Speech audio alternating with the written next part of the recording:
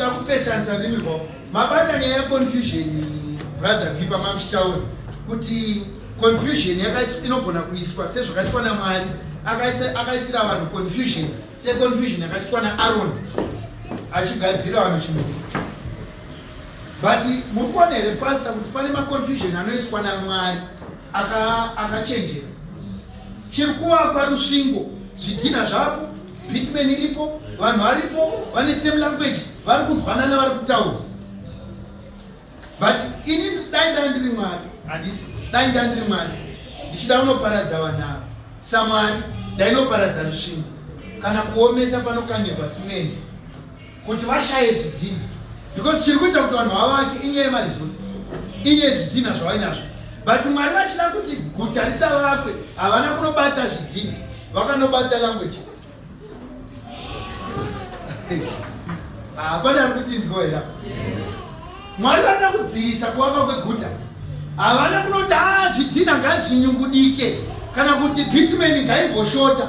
Mwari akatovasiya vaine bitumen yavo, ndobva avasiya vaine simendi yavo, ndobva vaine zvidhina zvakapiswa hapana chakanyangarika. Mwari paanongoti mumwe ngaatoita mudevere, mumwe ngaachita mukosi, mumwe ngaachitoita musuru. Hatimabata character of God again. Brother Jose, haveo kana muri kutinzwa. Ndokuti guta riri kuvakwa, Mwari ndobva vaona kuti unit iyi iri mu-wrong direction.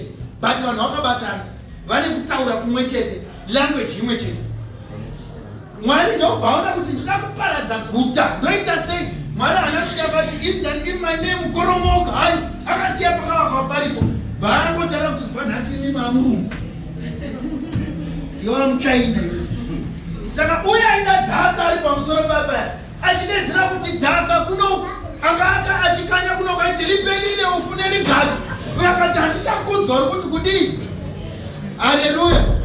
Uye akuti kuna uyu taura mushe shamwari, taura zvatonzwa. Mumwe akati visa lapa, akati no, patone confusion. Mwari vedu ndoda kubata character yaMwari. Mwari achida kuisa confusion pakuvakwa kwerusvingo, haapedze dhaka kana kukanganisa zvidhina zvevanhu, anobata language. Vaimhara hamusi kutinzwa. Saka pane zvinhu zvandoda kuti tione zvitatu zviri pano. Number one, ndoda kuti muone kuti chinovaka guta harisi simende kana zvidhina, ilanguage imwe chete. Guta harisi kuvakwa nezvidhina, mainyagwa nezvidhina zvina kubviswa naMwari, bitumen haina kubviswa naMwari. Mwari anosiya bitumen iripo, anosiya zvidhina zviripo zvakapiswa, but haasi kuda kuti guta riwakwe. Ndosipandi kuona kuti Mwari anenge akachenjera ndipfuura, ndikuona kuti Mwari akachenjera ndipfuura. Saka chinovaka guta chii? Mabhiridha Mwari haana kuaburitsa mushinari, akasiwa ari muBhabhero imo. Vakomana vamaclass 1 builders anga aripo, vakatobata matraweri, madhakabhoi, mita dzavakomana dzanga dziripo, dzakatomirira kukanya. Vasikana vaiya nebitumen vanga varipo, but rusvingo harisi kuvakika, hindava.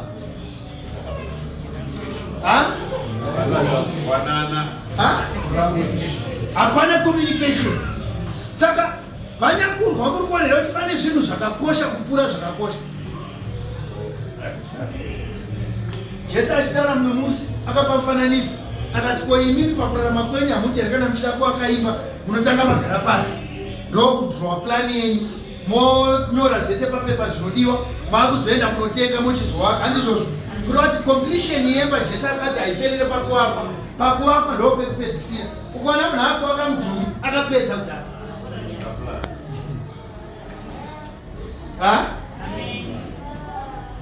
Inotanga kuplanning, handizvozvo. Saka kunoku paBhabhero panapa paita language. Indoda kungobvunzawo apa pasiko pane vhangeri randasungira paridza. Ndoda kungobvunzawo kuti tiri kutaura language imwe chete here pakunamata kwedu, pakugara kwedu?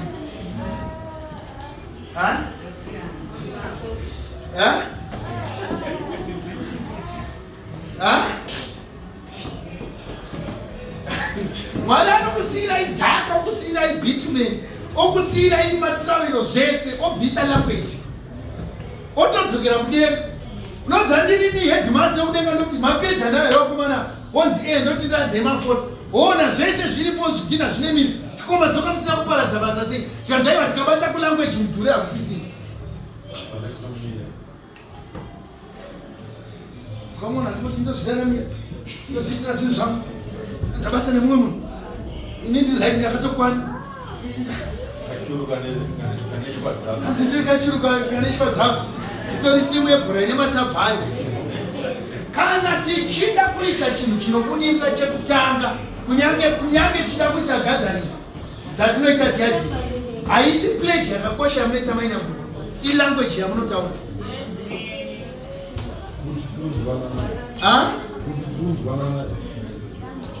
ingodaiso roko rwako uri mutarisi ingodaiso tasiya zvimwe zvako zvakaenzana zvese chimwe chirefu chimwe chipfupi chimwe chidhafu handizvozvo ndo zvatakaita tiri muchechi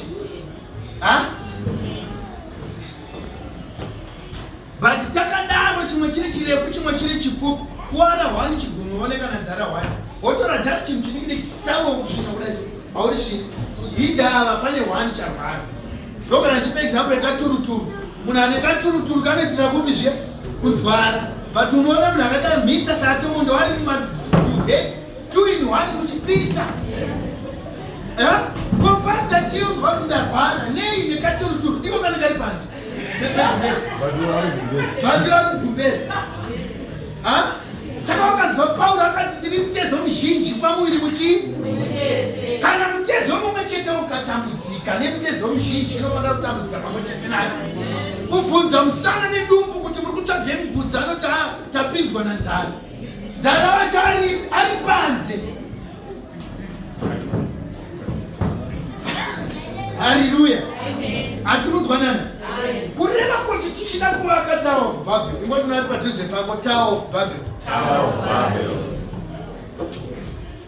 zvekuti vaende kudenga imwe nyaya yavaida kunosvika ikoko but zvekuvaka rusvingo papanyagwande kana tazvida tinofanira kutaura same language ipapa pari kunzi rurimi rumwe chete it's more than just a dialect etongue zvine chekuita necharacter yevanhu because mabata character of God kani he is not a God of confusion saka mwari achida kukanganisa vanhu vane unity anoisa confusion haashotese maresource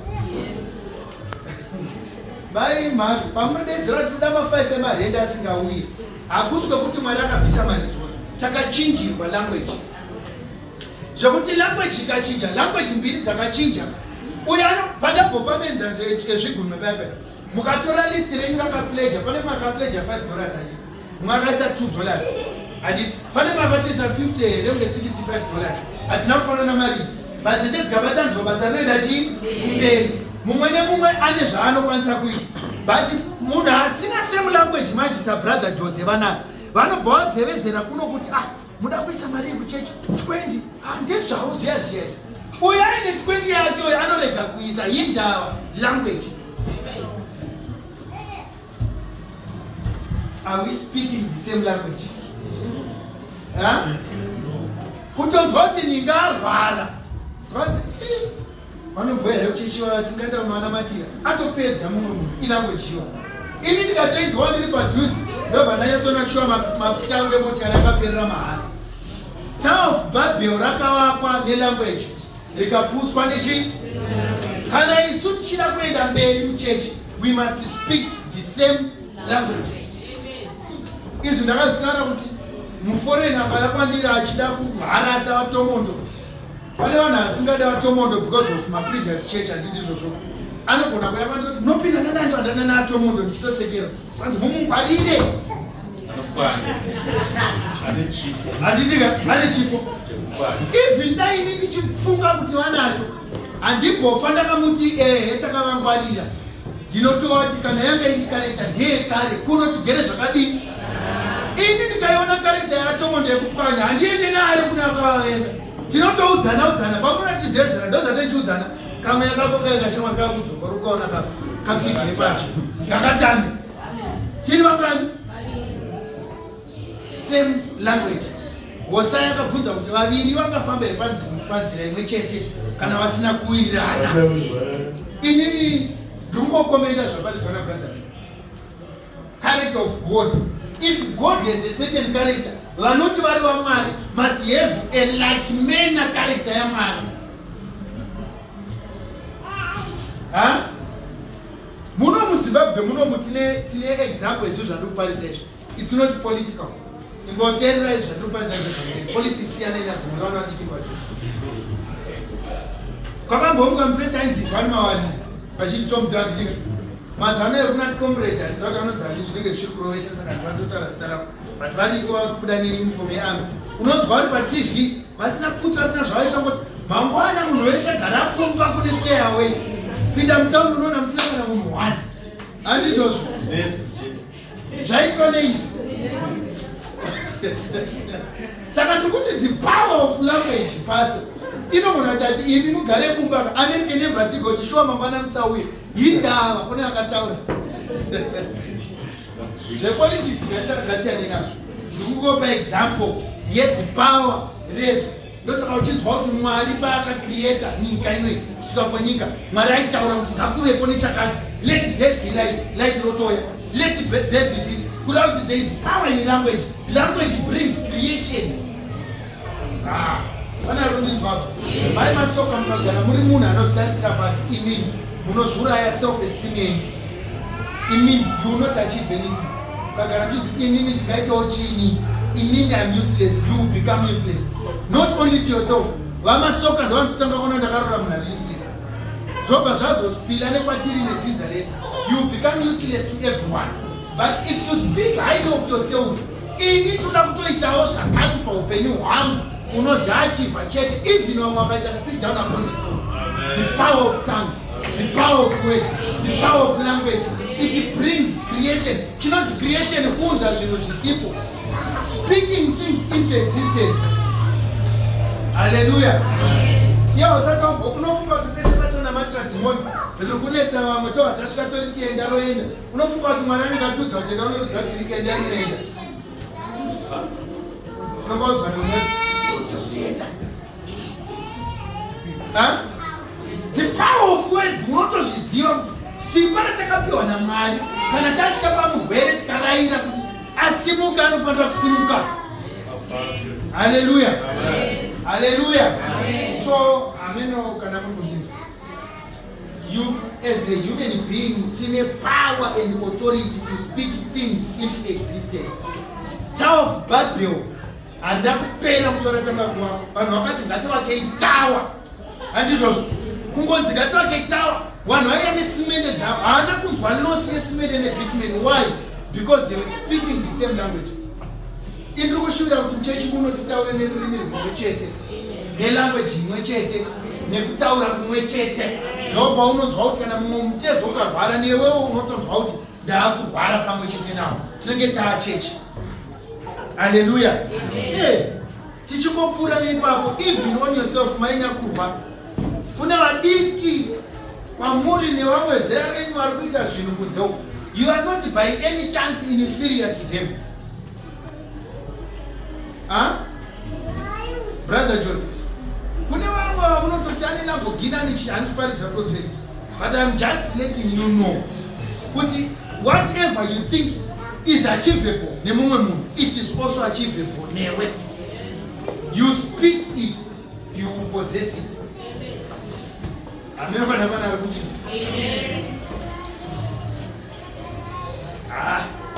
Amen.